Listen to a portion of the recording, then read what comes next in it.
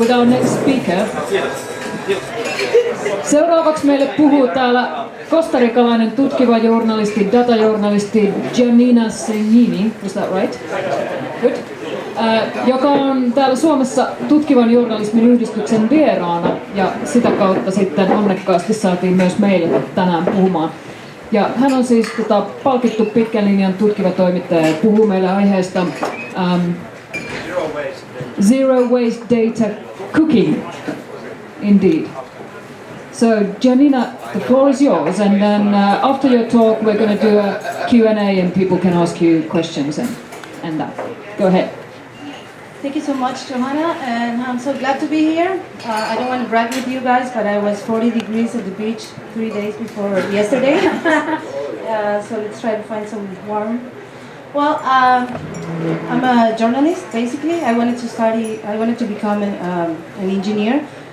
So I became a journalist and suddenly mixed both lives, both worlds. And it used to be called computer-assisted reporting back in days, but now it's called data journalism.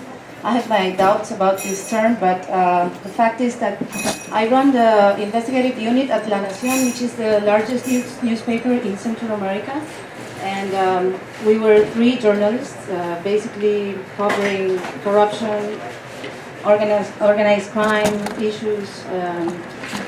And during the last 18 years, we've been publishing stories that sent to jail 3 former presidents of the country. And after that, we were kind of boring. And 2 years ago, we started this project that became unique in the world because we've been collecting data, public databases from everywhere, scraping the web and collecting databases and consolidating all this information in a server. And we've been investigating still corruption issues and organized crime stories based out of this data. So the term may sound a little bit weird, database, zero waste data cooking, and that's because I think data journalism, it's like cooking in terms of you need ingredients, kitchen tools, and of course talent and creativity in order to cook well. And to do data journalism, you also need data, which is like the ingredients, programs, and talent and creativity as well. So I hope you're not really hungry because we're going to talk about food a little bit. And I'd like to compare cooking and data journalism in 3 different levels. In the first level, when you're cooking, you have basic tools like a stove, and then you collect basic ingredients like a chicken and spices, and you can cook a roast chicken. But if you don't have creativity and if you don't use the data you collected, so everything's going to go to waste, or maybe your pets will have some of the leftovers. In level 1, when you're working with data, maybe you can have an idea to collect. This is a traditional computer-assisted reporting plate. It's actually a story that we published like 2.5 years ago. And what we did is that we collected the whole database of candidates who were running for mayors. And we also collected the whole database of criminal court records in the country. And another one of people who were forbidden to occupy public positions. And another one of people who didn't pay their taxes.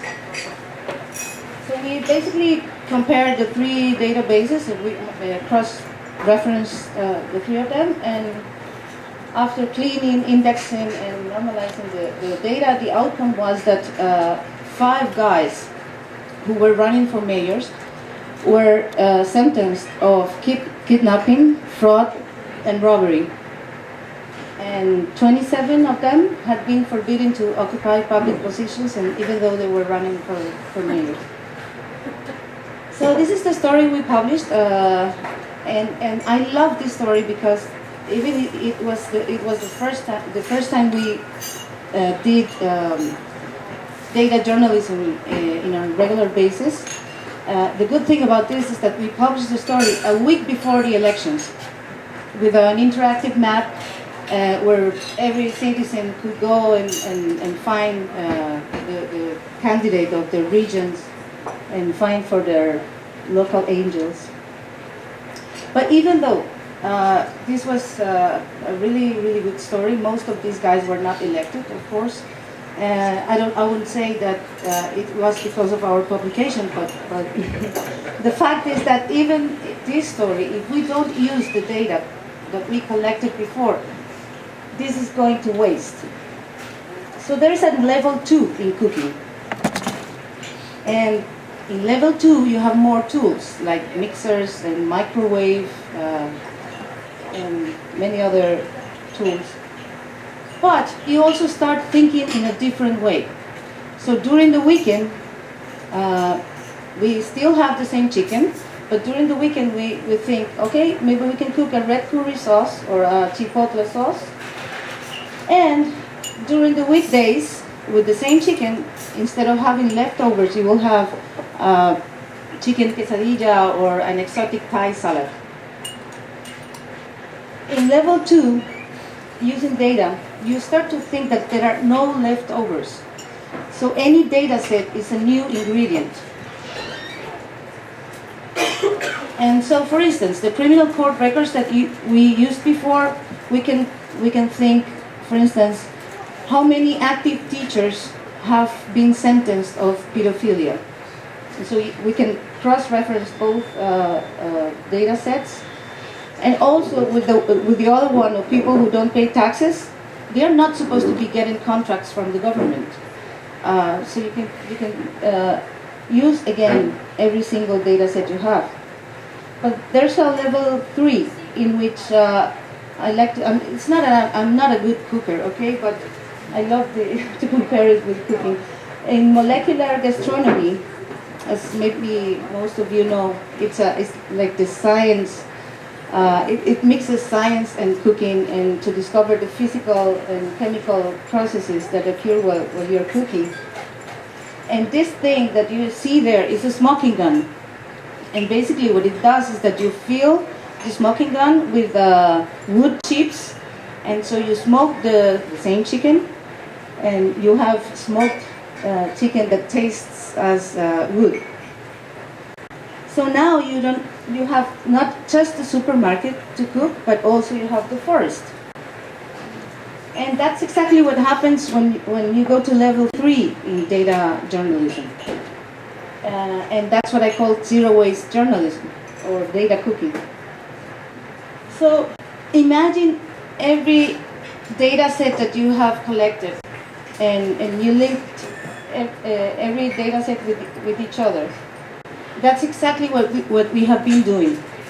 So we started by having the whole data set, the whole database of people, Costa Ricans first, and now we have foreigners also. And we have properties, vehicles, what else? Subsidies, licenses, sanctions, contracts from the government. Now we have more information consolidated than the information the same government has. And it's only after 2 years. And what we do, this is the software we are using to analyze the data. It's called I2. This is a video that shows a query that we do and basically we are asking, the query, what it's doing is asking how many persons or people have a license to operate as a private guard, and we can precise the dates from when they got the license, and we are asking also how many of them have been sentenced of anything, and if they are part of a criminal process. And also we can ask, this is the way it looks, the software we use. We want to know how many of them have been actually being found guilty. So when the query finishes, what we are going to have is the current people who are working as a private guard, and they also have been found guilty in some other process. So the results are basically 8 people, and once we finish to delimitate what we want, we see the 8 names, and so we expand one of them, and we can see everything related to the criminal process, to the criminal case, and we can also see the sentence. In this case, this is a guy who used to be a policeman, and he basically stole some equipment from the government, and so he was found guilty. And even though he received a license as a private guard like months after that. What was the name of the program? I2. It's a British software, and it's used mainly by law enforcement agencies, FBI, CIA, and every single, and it's not normal for journalists to use this kind of software. It's like an intelligence-based. So the thing with this is, we can use any other software. If I had to start again, probably I wouldn't buy this because it's quite expensive. But the good thing about this, having all this information stored and consolidated, is that, for instance, this case, this guy who you see there, I don't know how many of you have heard about Facundo Cabral. He was a very famous singer from Argentina. He was killed in Guatemala by an organized crime group. And so the main suspect is Costa Rican, and when we got his name in the newsroom, like at 4 p.m., it turned out that his name, there was another guy named the same as him, but he used to be the manager of the year, 3 years in a row. So almost all the journalists confused his name, and actually 2 of them published wrongly that he was the suspect. But we got the ID, and in 1 minute and a half, we had this map which basically shows all his connections. And so you can see there his father, his mother, their kids, and when he was married, his house, and everything.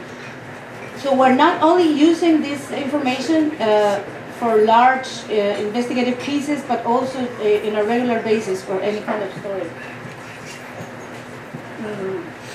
This is a recent story we published. This was back in March this year, and it probably shows better how are we using data. This guy used to be the finance minister in the country, and it turned out that during a very in the middle of a critical debate about a fiscal reform in our country, we thought, okay, is there any other way that we can cover this story different than what other media are doing? So what we did is we created a database of all the properties. There's a tax in Costa Rica, a property tax that everybody has to pay. And every 5 years you have to declare your property and the value of your property, and you get and you have to pay according to that amount. So we collected every single property under the names of of the ministers of the country, the president, the 2 vice presidents, 17 Congress members, and 24 ministers. And we also added their wives and husbands' properties, because as you may know, normally the properties are not under the name of the politician. And also we collected the names of the companies that they own. And what we did is that we compared the declared value of the properties and the real value. The real value, we got it from the finance ministry. They have a database of the current value of the property in each part of the country. So we basically compared both values, and we found out that half of the ministers were not paying their taxes. They were not declaring their properties as they were supposed to. And by the time we published the story, since we have to call them in advance, almost all of them, they were running and paying what they were own. So this is the story. And the worst case was the finance minister, the guy who was pushing for the new legal reform. He had 5 properties, and he was not paying. He was not declaring the value of the properties for the last 12 years. And one of the properties, actually, when we went to the field to see the property, the house, we found the police department. And so it was kind of weird. We went to the security ministry and found out that he was renting his house to the security ministry. And so in order to get the rent, the calculation for the rent was based on $300,000 amount. But in order to pay taxes, the value was declared only in $40,000. So after this was the main publication. He had to resign, and actually 2 more ministers had to resign. This is an interactive application that there was a lot of, we had a lot of discussion here, because this application basically showed every single property of every minister, and we knew that they were going to complain about having in a map every single property, but at the end, since this is public information in our country, we decided to run the application. It's a shame that there's no internet, but it looks like that. Well, he had to resign, and then there was another investigation after this, but it was not based on data. We got more. We had access to the tax system, and he was not only avoiding the property taxes, but also the income taxes. Okay. We are 3 reporters and 2 computer science engineers. I've been doing this on my own since 1999, so this is not something that comes like easily. I went to court 5 times since 1999 to 2003, and after we won every single case in court, now we are able to go and ask for databases, not easily. But the challenge we're facing now is that they are charging us crazy amounts, like $500,000 for a database. So we're going to court again and fighting to have access to the information. So how are we working? What we do is that we collect data from different sources. One is that we are scraping the web 24/7. So we have kind of from 8 to 10 robots running, especially during the night, because we don't want to compromise any of the sources that we're scraping. And we also, I go and have appointments with the ministers. I went to speak to the president of the country and said, this is a very transparent project. We are doing this, collecting data in order to investigate.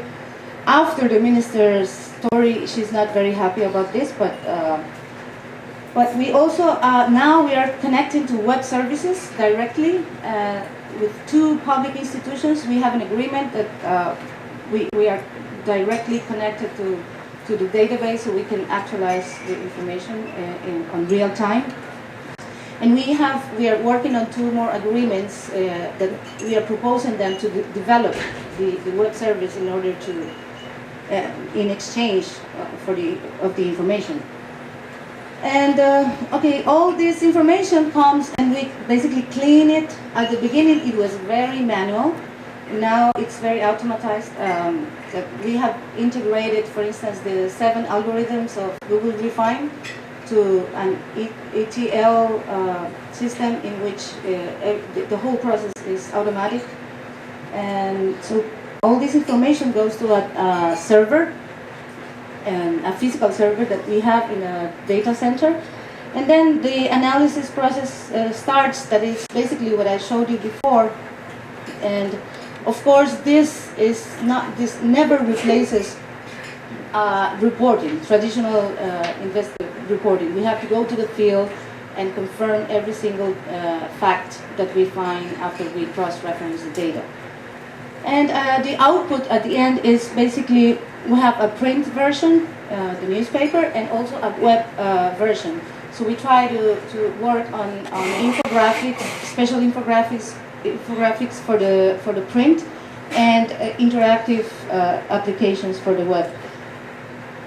This is the scraping process. This is a video that shows how are we scraping the web. So this is a web page where every single lawyer is registered. So we basically program a script. We are using iMacros, which is a commercial software, but very, very easy to use. .NET and Java.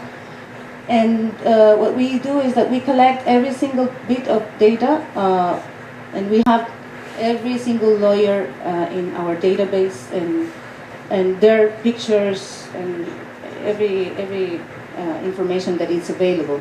What happens is that I think you know about CAPTCHA.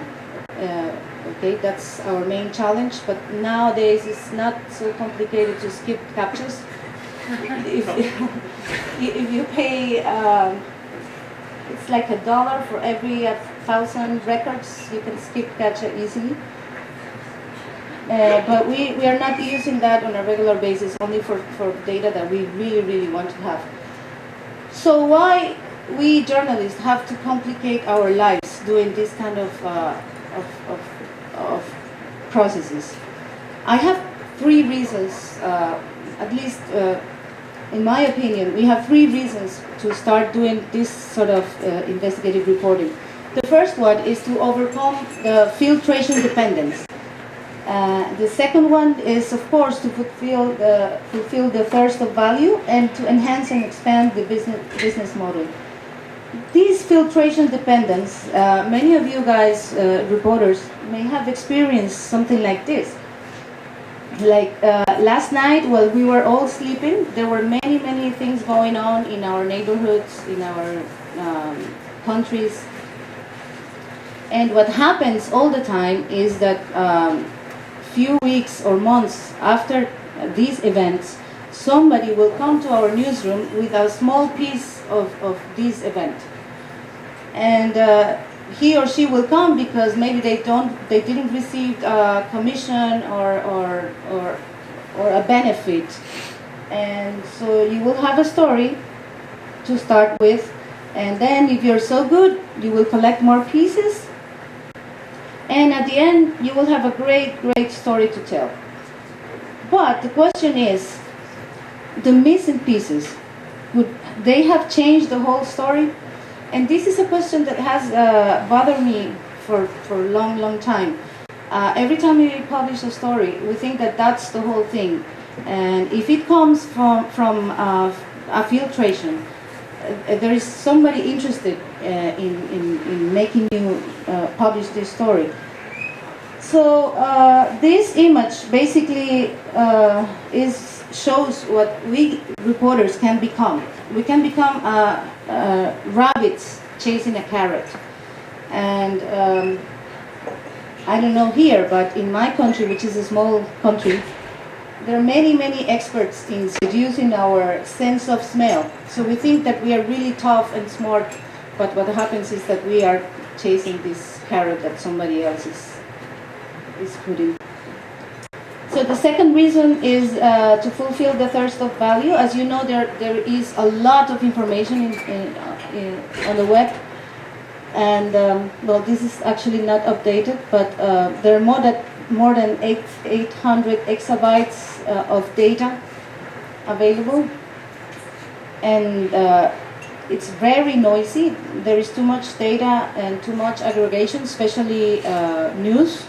I don't know how many of you have tried, but every time that there's a breaking new story, I mean, if you start using your Twitter and Facebook, every single story is the same. It's the same thing, and different. There is less intelligent information. So in our newsrooms, what is happening is that the editors are really obsessed by having us covering the story by video and tweeting and and social networks, and basically using every single platform to communicate the story. But there is not much interest in increasing value for our readers, our audience. And I think this kind of journalism actually enhances and adds value. And of course, it expands the virtuous circle, which is that if you have credibility, if you do quality journalism, you will have credibility, and that will allow you to have more audience, and more audience attracts more advertising, and that brings more money to pay for independence, and then the circle goes on and on. So data opens up new opportunities. As you know, data is now considered a capital resource as human resources, and there are many options. But the question would be, does it enhances credibility for our readers, for our media? These guys, Thomson Reuters, they understood very early, and basically where everybody and every other media outlets were losing money, they were earning lots of money. And this is the way we see our agenda. We are still doing filtration, filter-based investigations, which is the right part of this graphic. But we are dedicating most of our time to collect public information, individual records from people, companies, and working with this data and unfolding investigative stories. And we are also working with statistical data. Like for instance, this month we published a story about high schools. We collected every single database of the performance of high schools, public and private. And we demonstrated, you didn't have that problem here because you have the best education in the world, but in our country the private education it's better than the public one. So we demonstrated that the students from public high schools had half of opportunities to get into the university. And well, that was mainly working with data. So there has been a lot of obstacles, of course. The good thing about this is so crazy. I mean, the two journalists I work with are like old dinosaurs, investigative journalists, 50 years old. And these two boys, the developers, they are like 24, 26 years old. So when we were working on the story about the former presidents, they were in the school. They don't even remember anything, and they didn't used to read the newspaper at all. And so what I had in mind with this experiment, that is not an experiment anymore, was trying to have these specimens, completely different people living together in a small room. It's a shame that I didn't film what happened during the last 2 years, but it was so crazy, and suddenly reporters started to become a little bit geek, and developers the first 2 months they wanted me to take them out of the office because it was too noisy and too crazy. You know, the newsroom is always like that. But now the synergy has been a real success. So adaptation was a problem. It's not that much nowadays, and this is a real problem because we thought about everything, but in what happens when you, for instance, the story of the mayors, when we had 400 names matching something wrong, what do? Well, we had to set up a call center to call every single candidate and ask for their version, because as you know, that's one of the basics in journalism. We have to verify and ask for the version of anybody that you're going to mention in your story. there's another discussion, but this one is already solved. We are not using Flash anymore, and so we are basically using JavaScript and HTML5 to develop the applications. And the last one is how to keep the information updated. And as I mentioned before, we have been dealing with the public institutions in order to have contracts and agreements to have the information in real time.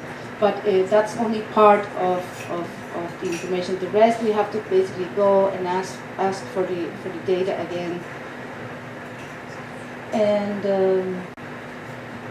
thanks very much.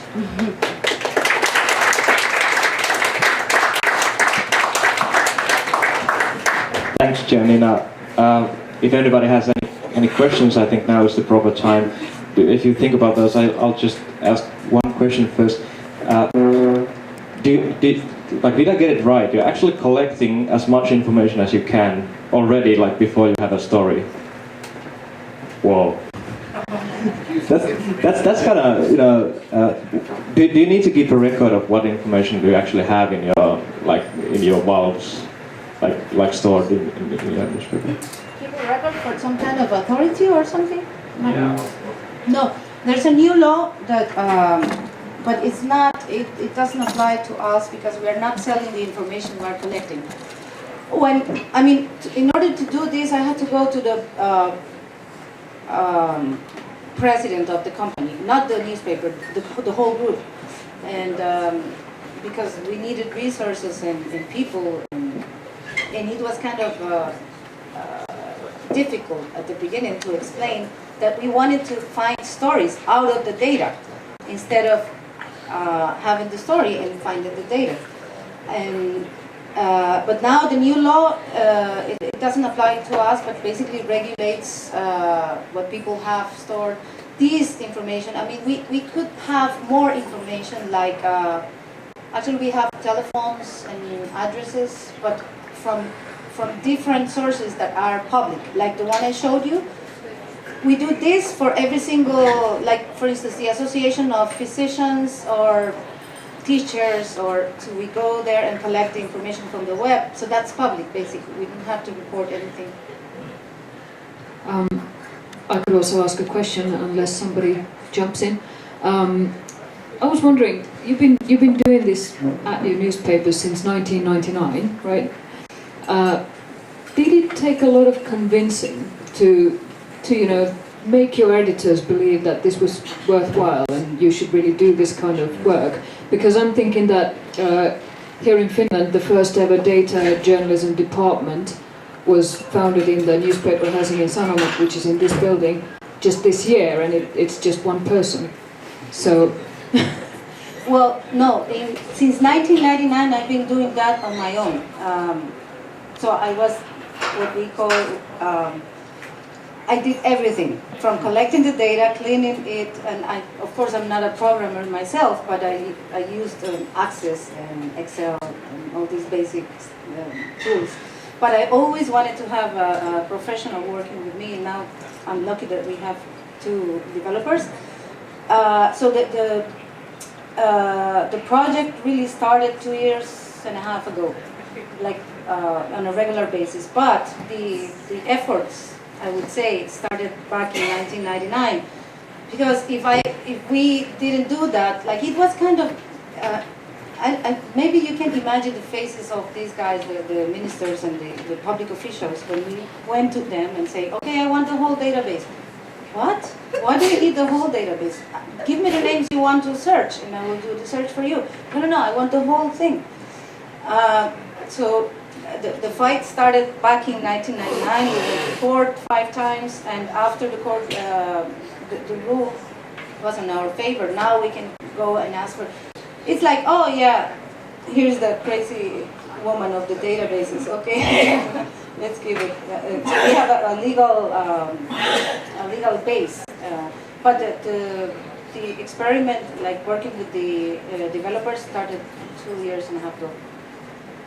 Great. More questions for Giannina? Yeah.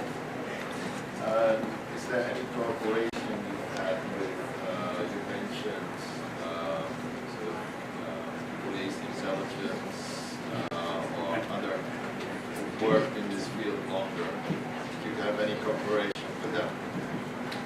No, well, what happened, like 5 months ago, I received a call from the intelligence guy, the chief of the intelligence department, and I was really concerned about that call, but he basically heard about what we have been doing, and so they visited us to see what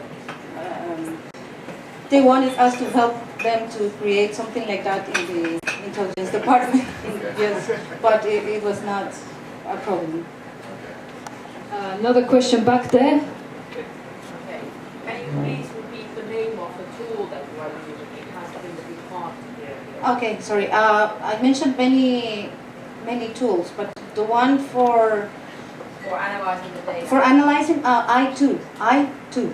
It's a British well, it's now owned by Microsoft, but it used to be. It was developed by Scotland Yard, and then it's owned by Microsoft. And at the beginning, it was only allowed to sell to law enforcement agencies. And actually, I think we were the first journalists to have this tool, because it was not easy. I mean, they investigate you for months, and then they sell you the product. You also said it was really quite expensive. So are there any other tools, maybe open source and free tools that you use that you could recommend? Yeah, well, these not exactly like this one, but I mean, you can do the same thing using SQL, but not the same. The thing with this software is that object-oriented, so you can visualize your queries. It's very easy to use for journalists. That's the reason why we decided to use this one. I've been trying 2 more tools, but I'm not pretty sure that are kind of the same. And my dream is to, I mean, we've been talking about developing something like this, but for reporters. Because this is really, this is for policemen and prosecutors. I mean, even the symbols, everything you see there, it's developed and designed for that. Well, if you develop that tool, then you can sell it to most newsrooms, and that's a new business model for you. Yep. Hopefully. I'm still puzzled by this. I don't know if I'm actually, this might be just my lack of knowledge, but I don't actually know any other news organization which is doing this kind of journalism where you actually first collect the data and then try to find like connections to it later on, basically not having any idea. I mean, does anybody, I mean, I'm asking you as well, but I'm just asking first the crowd, does anybody know here that somebody has been doing it in Finland? No, not in Finland, no. Okay. Where? Which one do you know? Where then? It was in the US. A name? In Seattle Times. Seattle Times. Okay. Jussi. The Swedish we have public broadcasting company in widely. Their Swedish arm is doing something called Mark Pass, which is That's right. something similar to this, and we are as well in Helsinki doing something similar. It's not public yet. We don't know if You're collecting a lot of data about every one of us. yeah, we're doing it right now. Brilliant. Any more questions for Giannina? I might be actually interested about hearing Mikko's opinion about the whole, like, getting all kinds of data which is linked to some kind of a private corporation. And do you think there is a risk, even though the data is kind of open? No, not really. I mean, there's 2 different things. In Finnish language, we often confuse tietosuoja with tietoturva, which is, in English, it's security and privacy. There's no security problems with it. There might be privacy issues. I mean, if the databases are too far-reaching, maybe. But everything here is open source. Everything you have is public. So if it really is supposed to be public, no, I don't see it. Yeah, hey. Any more questions? If not, then let's give a big hand to Giannina.